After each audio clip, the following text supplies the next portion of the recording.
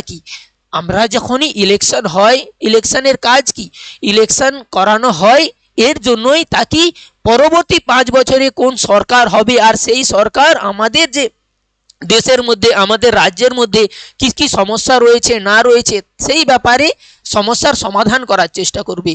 তো বিহারের যে প্রধান সমস্যা, এখানে প্রধানত 3টি সমস্যা রয়েছে। সব থেকে যে বড় সমস্যা সেটা হলো আনএমপ্লয়মেন্ট, মানে বেকার সমস্যা, যে এখানে সব থেকে বেশি বেকার লোক, কাজ নেই, কর্ম নেই এখানে।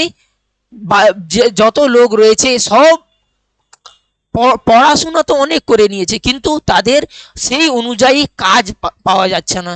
যেমন শিক্ষাগত যোগ্যতা রয়েছে সেই অনুযায়ী কাজ পাচ্ছে না। সেই কারণে আমাদের বিহারে যে জনসংখ্যা, সেই জনসংখ্যার বেশিরভাগ লোক আপনার বেকার হয়ে পড়ে রয়েছে।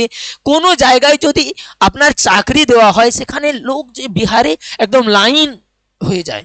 এই সমস্ত সমস্যার জন্য, বিহারে কাজ না পাওয়ার জন্য লাইন দিয়ে বিহারের যে লোক সব অন্য অন্য রাজ্যে চলে যায়, আর সেখানে তাদের গিয়ে প্রতারণা করা হয়, আর সেখানে গিয়ে তাদের যে ভালো আপনার সুযোগ সুবিধা কিছুই থাকে না।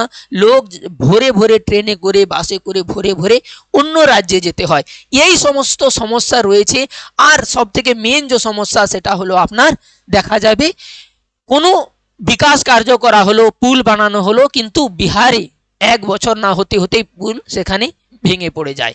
এই সমস্ত যে সমস্যা রয়েছে আপনাদের বিহারের মধ্যে, এই সমস্যাগুলি যে সমাধান করতে পারবে সেই আমার বিহারে আপনার একজন যোগ্য সরকারি আপনার সরকার গঠন করতে সক্ষম হবে।